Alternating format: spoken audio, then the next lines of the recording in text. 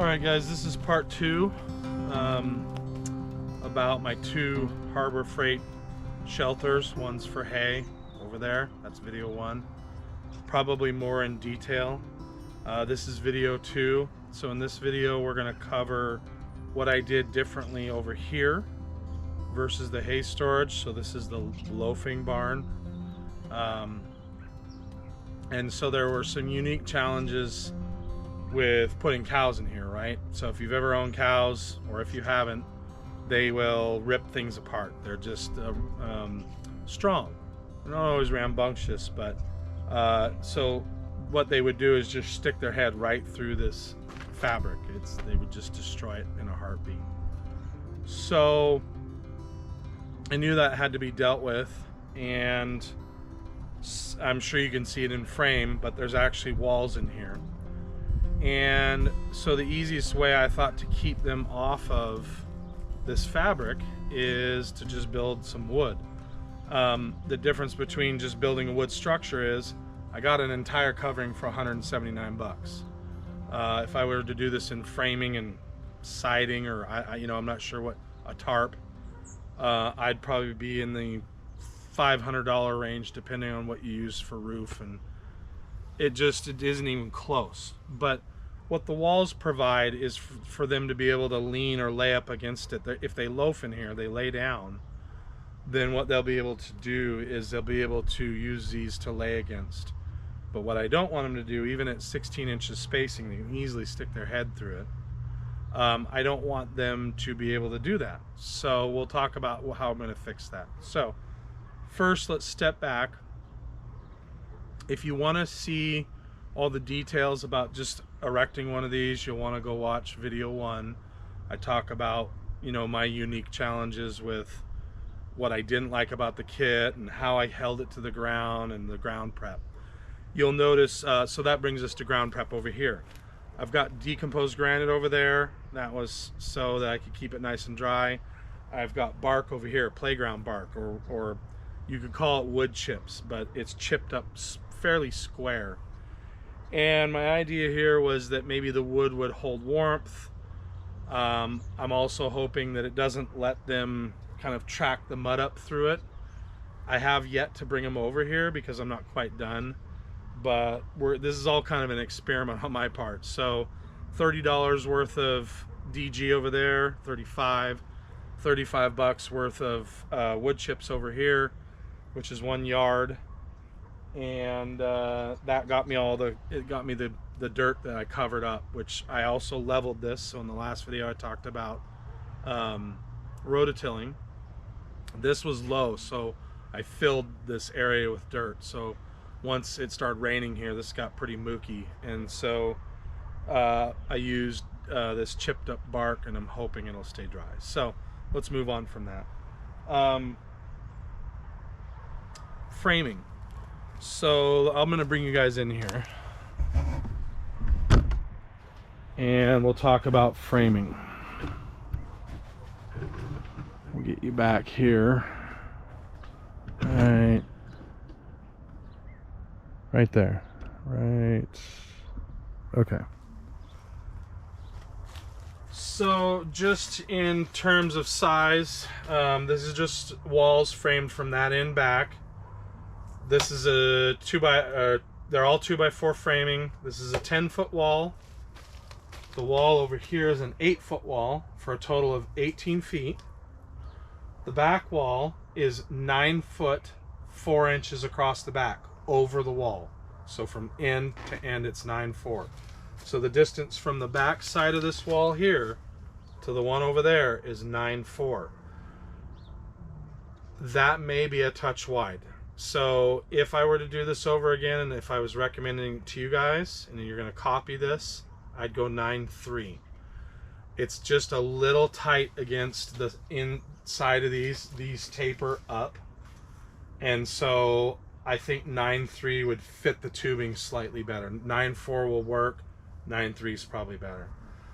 I just framed these on 16-inch centers, scabbed them together there at the 10-foot mark, and then it goes back to 18 feet back there, 9'4" across the back.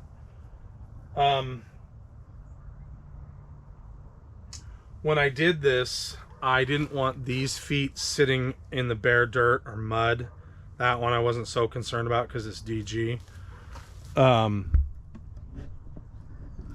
Which had I had it to do over again, I would have done what I did here.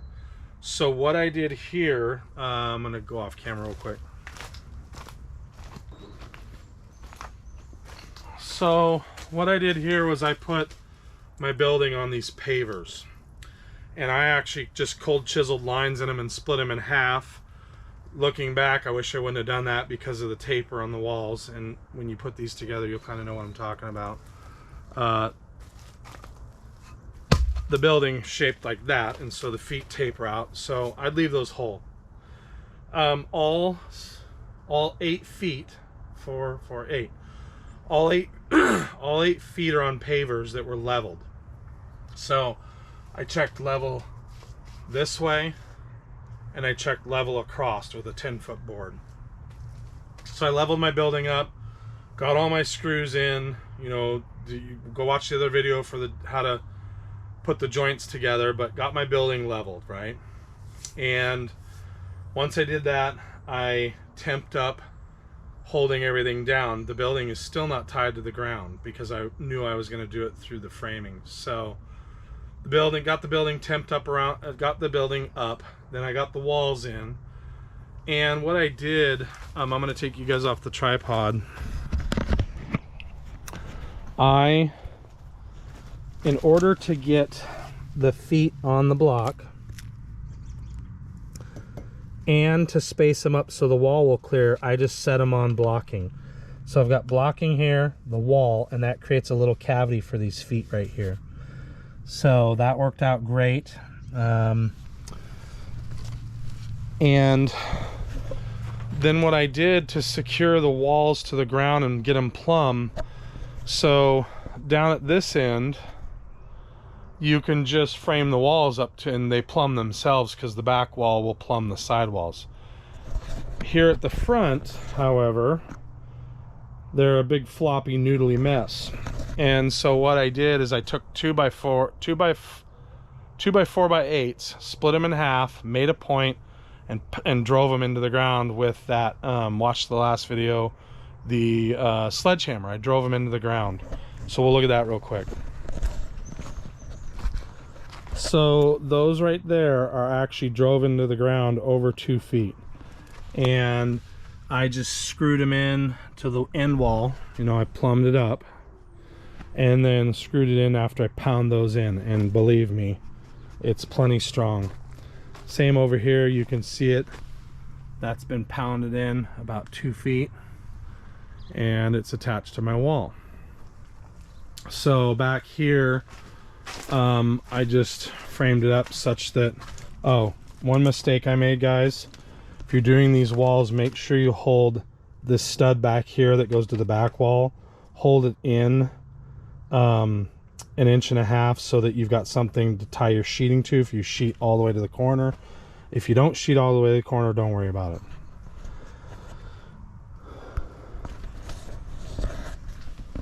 Okay, where am I going from here?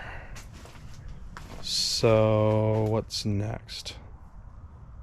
So we'll talk about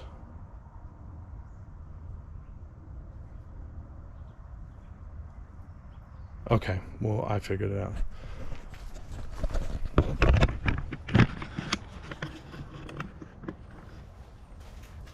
So the point where I'm at right now is the front wall's tied down, the back wall's not tied to the ground yet. And the reason that is I don't want to tie it down and then have to figure the sheeting out. So what I did is I bought, so real quick, lumber prices, just real quick. So this is early winter 2022.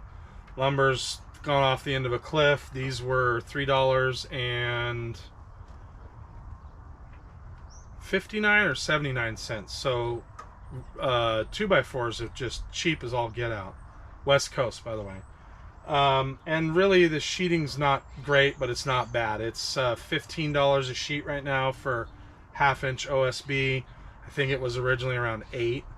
So it's double what it used to be, but it's way better than what it was this summer. So $30 right here, and then I had half a sheet already.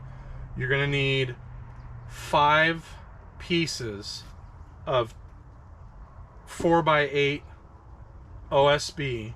So you're gonna rip these in half so that they're 2 foot by 8 foot, okay? I didn't explain that very well. Let me try over. So you're gonna need 5 pieces of 2 foot by 8 foot. So you're gonna need 5 pieces of 2 foot by 8 foot by ½ inch OSB or plywood. It's up to you. You're gonna sheet 2 pieces on the sides, 2 pieces over here, so that's 4, and then 1 in the back, that's 5. What that's gonna do, these are 18-foot walls. That's gonna leave this front corner open, so we're gonna stop our sheet here, and this is gonna be open. And I wouldn't want the OSB out in the weather all the time anyways, so you can see it's just inside the building. This is gonna end up being an awning up here, so it's gonna be protected. It's only gonna go back 16 feet, so it actually stops, I believe.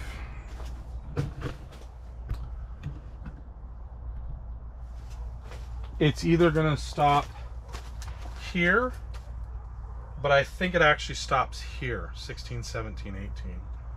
So I think it actually stops on this sheet. They can't get their head in between this right here, so confident about that. The back wall,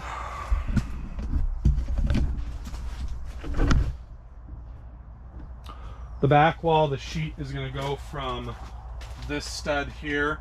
Oh, when you do the back wall, I would encourage... Am I not in the shot? What's going on here?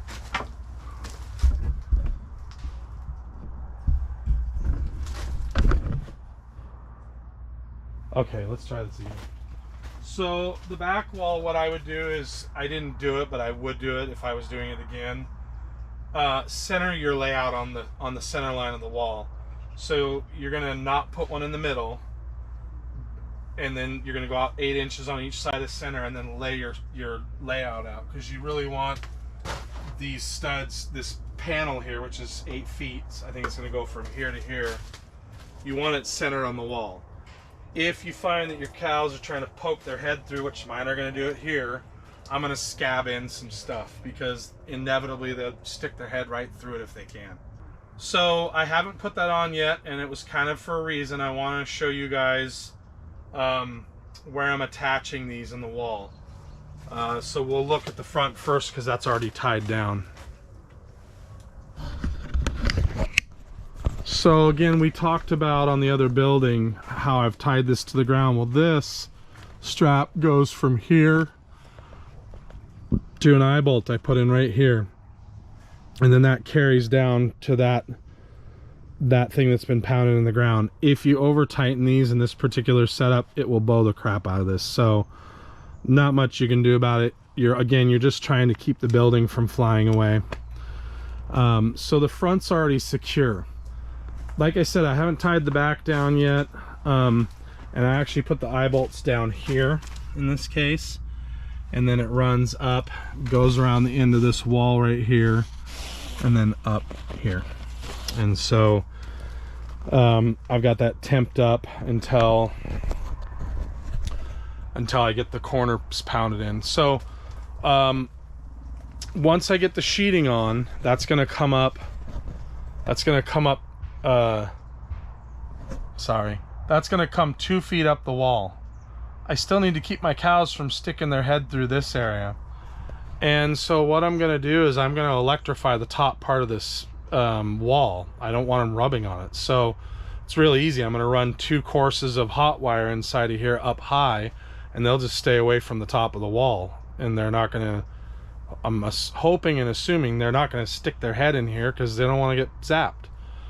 So I can't put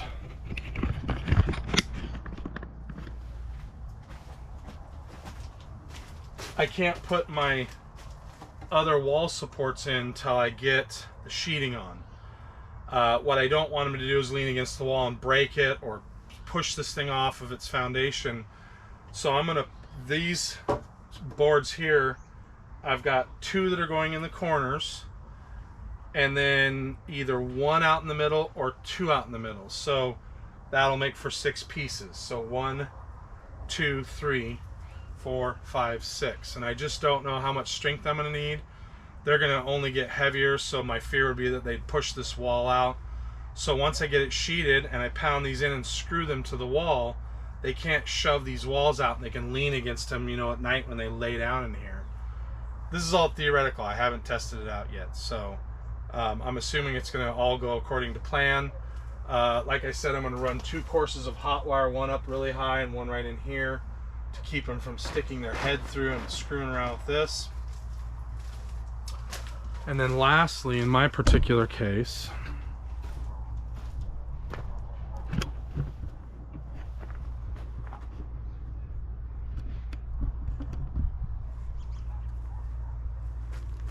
my hot wire is around the building. So I'm going to come off this wall right here with a little bit of wood and go back to the hot wire to get power into, you know, hot wire power into the building. So, last thing. So I'm going to make some outriggers.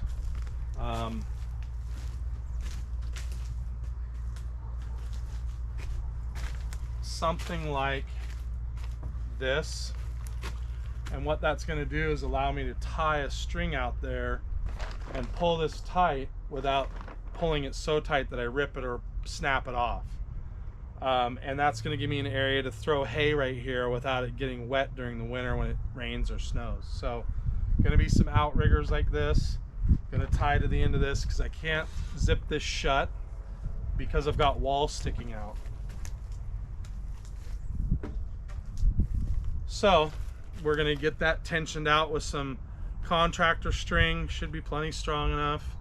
If it's not, we'll do something else.